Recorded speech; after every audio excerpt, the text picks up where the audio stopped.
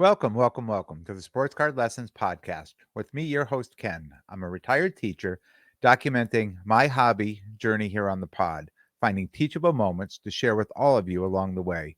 Don't forget to hit me up on social media on Instagram at sportscard_lessons. Hit the follow button.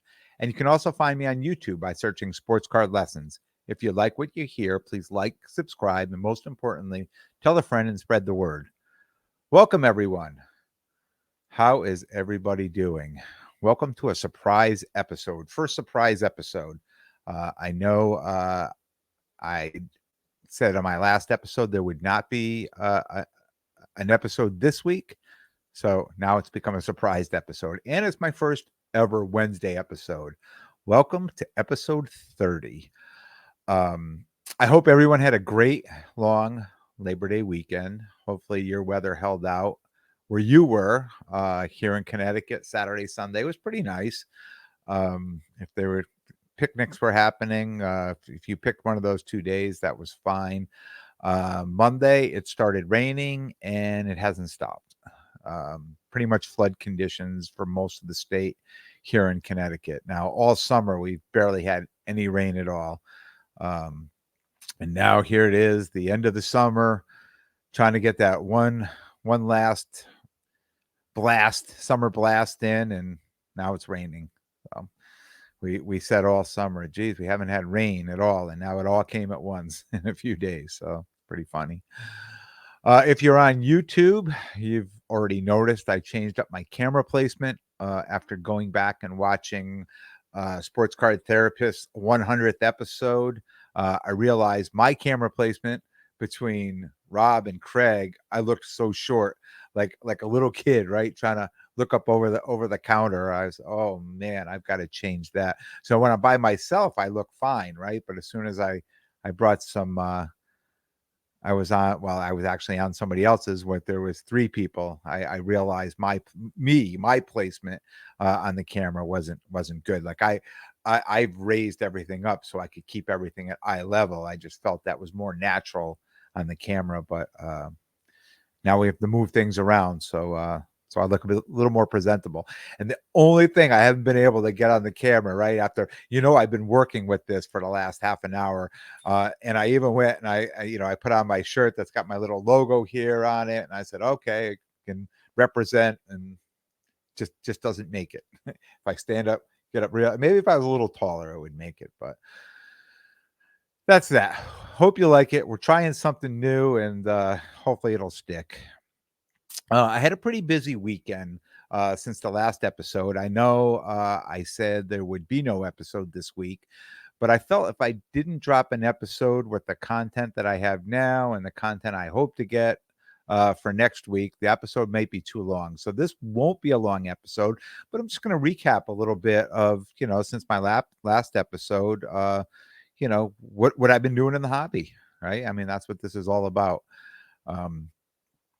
I talked about Monday holiday weekends, right? Getting some great deals on auctions, that are ending Sunday afternoon and evening on eBay and probably the other sites too. Not sure how many of you have, we're trying that out, see if it actually worked. I hope you all were. And you got some great deals. I heard from a couple people that picked up a few great deals, things they were looking for. They got it at a great price. So I was happy to hear that. I was able to get a few I'm not going to say unbelievable deals, but some things that I wanted, I was able to pick up put a little work in, and I got them at a great price. One of the things I was able to pick up, I've been looking for an Aiden Hutchinson. He's the new rookie for Detroit Lions. So I was looking for the XRC that's coming out of the select boxes. And I know there's a ton of them on eBay for sale.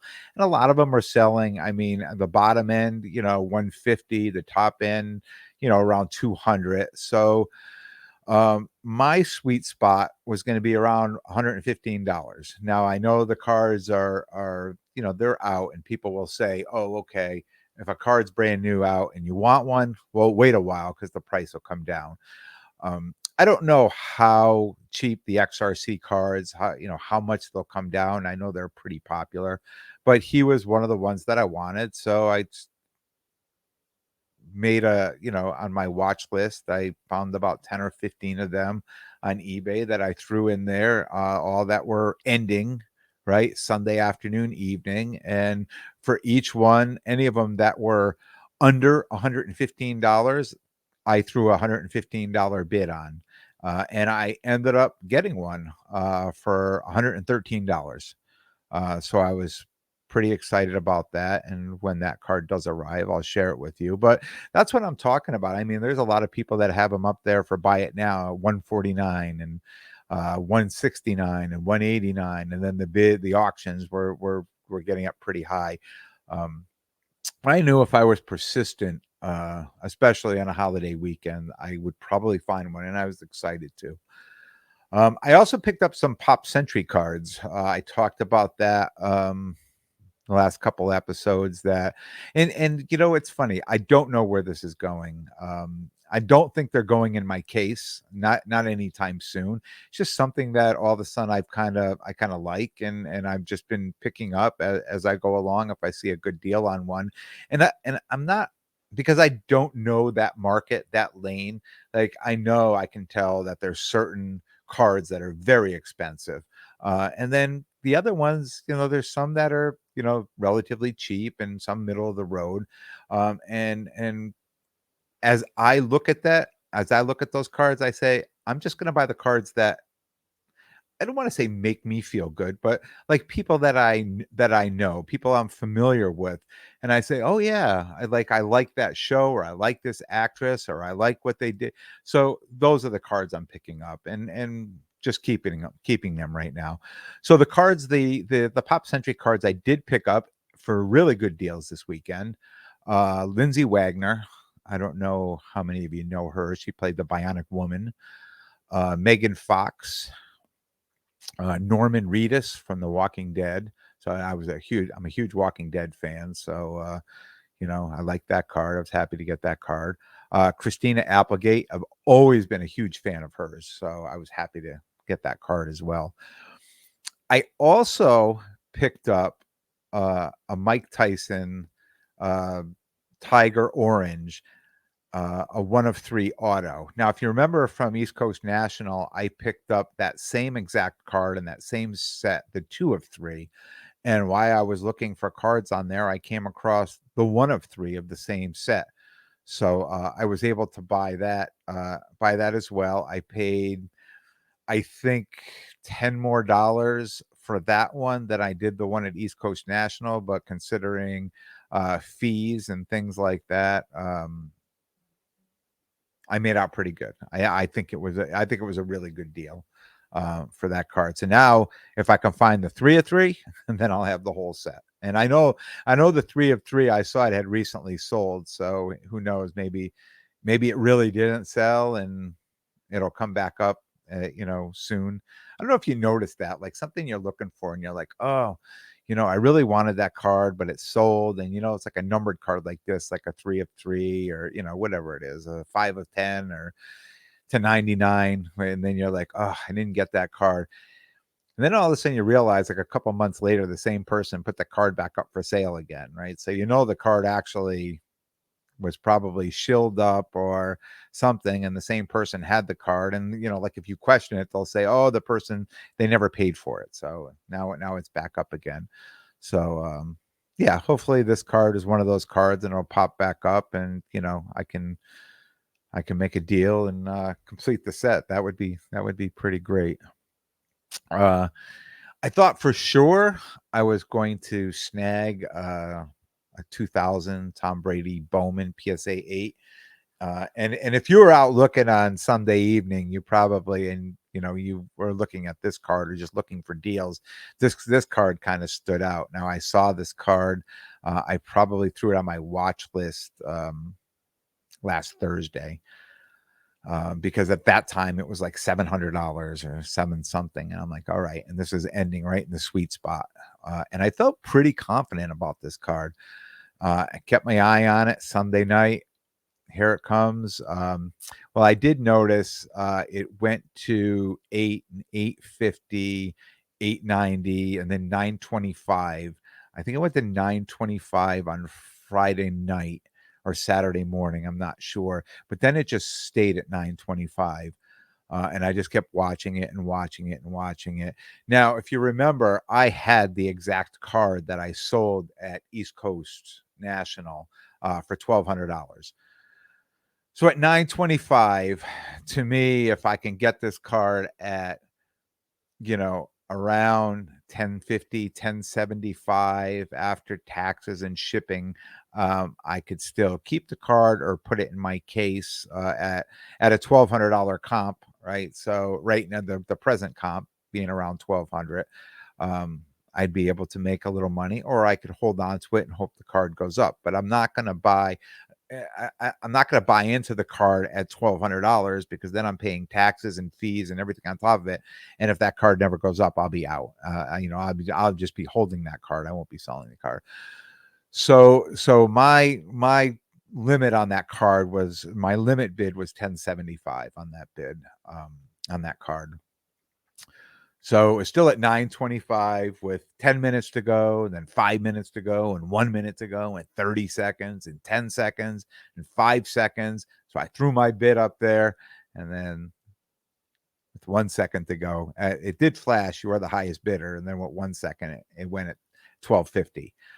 Again, that could be the person who owned the card too, right? Didn't want to let that card go for less than that. Or it could have been somebody else getting in on the card. But either way, at $1,250 of a card that is comping at $1,200, tax fees on top of it, now you're into the card for over $1,300. That's not where I want to be on a card like that. So yeah, I lost out on that card, but I really thought I was going to get that card at a great deal. Because it was one of the, when I'm on eBay and I'm watching things, when I see something with 2 minutes or 3 minutes and 5 minutes to go, and somebody's throwing a bid up there, you think to yourself, why is this happening? Why would somebody with 5 minutes to go throw a bid up, and then 3 minutes, and then 1 minute? Why would you start bidding over people with 2, 3, 4 minutes to go? Why wouldn't you just wait to the end and throw your top bid out there? And that's how I know that people are trying to get this thing to, and once I start seeing that, I move on. I don't even get involved in that, because that is something that's going to go for a lot more money than it should have on there. And I can read the writing on the wall. I've been there. I've watched this. I've done this thousands of times. So I know where that's headed. So I'll just keep moving on to something else. I was talking last week, just before I started taping last week's episode. I'd gotten, a bunch of pictures of cards that were for sale that hopefully I would find some gems in there. So as soon as I was done, I started negotiating. I went through and I was able to pick up a lot of cards. So I will share with you now. Again, if you're on YouTube, you'll be able to see these cards. But if not, I'll describe them as best I can. So the first card I picked up was a 2017 Jayson Tatum, The Rookies, PSA 10. And I love these graded cards. I mean, I'm a PSA snob to begin with, but I like the graded cards. They're just so easy to sell. I mean, I know certain raw cards are liquid or easy to sell, but when you buy a card that's already graded, it is what it is. I mean, there's a comp, there's what people are paying for it, and if you can, I can get it under comps and I can sell it at a comp at a show. It's a win-win for me. And these graded cards are the easiest cards because it is what it is. The writing's all over it. You know exactly everything. All the information you need to know in that card is right there. Versus a raw card is much different. People want to look at it and check the corners, and now if they see a little thing, they want to go. So that's a little bit more difficult than a graded card. It's so easy to sell. The next one, 2021 Prism Peyton Manning Forest Camo, 15 of 15, numbered, and it is a PSA 9. I'll hold that one up for you. Another nice card. I'm just surprised that he doesn't get more respect than he does. Uh, I'll leave it at that. I think most people feel the same way. The next three are all 2021 Obsidian cards. So the first one is the Zach Wilson Green Etch, and that's numbered 8/50. Hold that one up for you. The next one is Justin Fields Rookie Eruption Patch, numbered 19/25.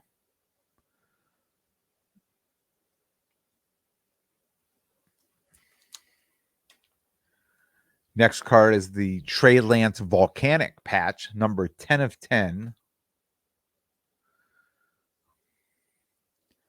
And again, you probably see a pattern here too. If not graded, I like to buy these cards that are numbered, because at least it separates itself from the rest of the cards. Like if you get something like this that's not numbered, now it's it's really a glorified base card, right? And who knows how many of them are out there.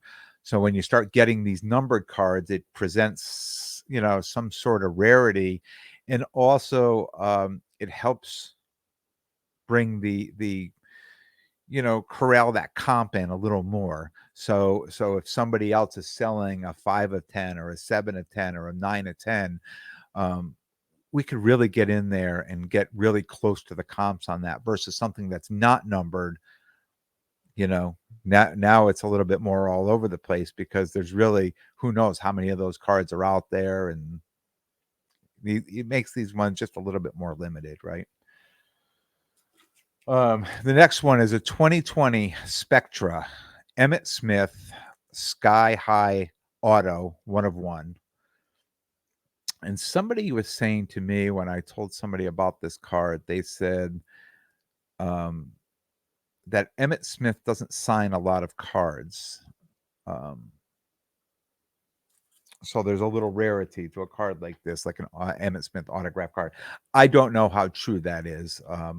I am going to look into that a little, but that's what I heard.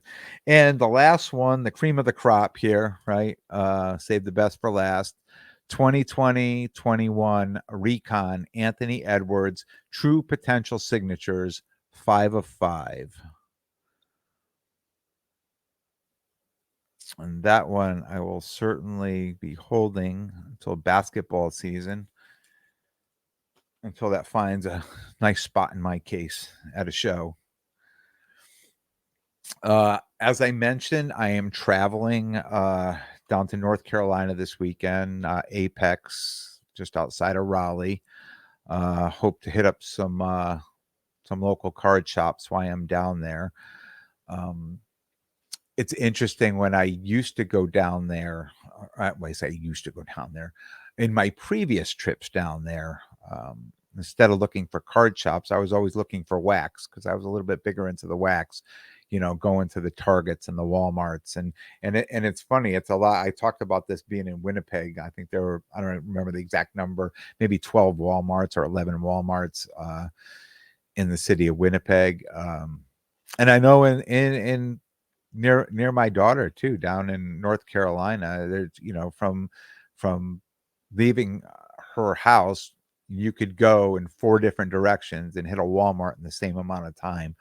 And Target, I don't know if there's as many Targets. I know of at least 2 Targets there, not as many Walmarts, but trying to hit the wax, going out there trying to hit wax. And now with Walmart changing up their stocking company who stocks their stuff, it's so hard to try to find anything worthwhile. Even know that there seems to be a lot more product on the shelves at Walmarts and Targets. Just the stuff that you really want is just not there. Like for me, the optic football is something I've been looking for, and you can't find that there on any of those shelves. And the problem with that is, the people who are getting them, especially from Walmart, like I talk to people, I know they know the people stocking, they pay them off, they're getting they're they're getting all the product, and then it's just being resold at 2 and 3 times, and at that price, it's just not worth it. Like, if I'm gonna go like an Optic Mega Box that sells for 49.99, right, of football, and now it's being sold aftermarket, for $100. So, how many of those are you gonna buy? You're gonna buy 10? You're gonna buy 15? I mean, what's your guarantee in those? Are you better off buying just going out and buying a hobby box and guaranteeing yourself, a couple autographs and a mem card? I mean, that's I've always been the type of person that was, if I buy enough in bulk, I'm gonna get what I'm looking for. And I did this last year with the Don Russ. You know, I bought a ton of the Don Russ blasters, and I ended up with probably 5 or 6 downtown cards. I ended up with some auto cards. I ended up with a ton. I love those because I ended up with a ton of, the rated rookie cards and some optic cards. So there was a lot of stuff that came out of that. But more recently, like the Prism boxes and the Mosaic boxes, that I've opened, there's really nothing in there and they're so expensive. It's like I don't want to keep spending the money. So I kind of just got away from the wax altogether. Um, and the wax that I do get, believe it or not, for this year, um, I've been just saving. I've been boxing up and putting on the shelf. I got a bunch of the Fanatics exclusives boxes, the blaster boxes, that I was lucky enough to get, and did nothing with them. I didn't open those. I just left them even come in this nice little bubble wrap. Each box is individually bubble wrapped, right? And if you've got them from Fanatics, you know exactly what I'm talking about. And I left them in that as well, and I've just boxed them and put them on the shelf. And I talked about this many episodes ago. I just think those boxes are going to be worth so much more unopened. What considering what I can find in there, like if I open those boxes, what could be my best possible outcome versus if I left those boxes closed a year from now, 2 years from now, 3 years from now with this rookie quarterback class and this 2021, um, as well as, Jamar Chase and a number of other people. I just think those boxes are worth a lot more left unopened. And especially like a Fanatics exclusive, now it becomes more exclusive than just the retail product. So that's my thought on it. I've really, as much as I really, really miss opening wax, I've really gotten away from it. I've just been so disappointed in all the wax that I've opened up recently that I just don't open anymore. People used to say all the time, way back from the beginning, don't buy in. I remember Rob, sports card therapist, from the very beginning, over a year ago, saying, don't buy into breaks, don't buy wax, take your money and just buy the card you want. And I did pretty well in breaks and I did pretty well in the wax when I first got going. But as the year, had gone on and these boxes have come out and the price of the boxes versus what I'm actually pulling out, it's not worth it for me to open. And so now I've just been taking that money. If I can buy the wax, I save it or take the money and just buy the card I'm looking for. So it's lessons. It's just the lessons you learn. Some of us, take good advice and they just run with it right up front, and other of us, we need to touch that hot stove a couple times to remember, hey, don't. It's not a good idea to touch that thing, right? Upcoming shows, Springfield, Mass, October 1st and 2nd. I can't believe how excited I am for this show. And I've just been used to doing a couple of shows a month. And I did the East Coast National in August. It's been 2 weeks now, and I've got to wait all the way till October, before I can do my next show. I'm jonesing for a show. I'm withdrawing for a show right now. It's unbelievable. I'm glad I have 2 shows in October. Also have the Hofstra show in Long Island, October 16th and 17th. I'll be doing that. Sports card therapist and we'll be sharing a table down there. And we'll also be together in Springfield. I mean, pretty much if you at any of these shows, we're always together. You'll see both of us. And also Mohegan Sun, October 16th and 17th. No, I'm sorry. November 19th and 20th. Hofstra is October 16th and 17th, and Mohegan Sun is 19th and 20th. So be traveling, like I said, this week. Hopefully I'm going to hit some local card shops down there, meet some great people, find some great deals, and have a whole lot of content for you guys next week. Stay tuned on that. This is going to conclude the surprise Wednesday episode. I want to thank everyone for tuning in. And if you like what you hear, please like, subscribe, and most importantly, tell a friend and spread the word. And until next time, be good to yourselves and everyone around you.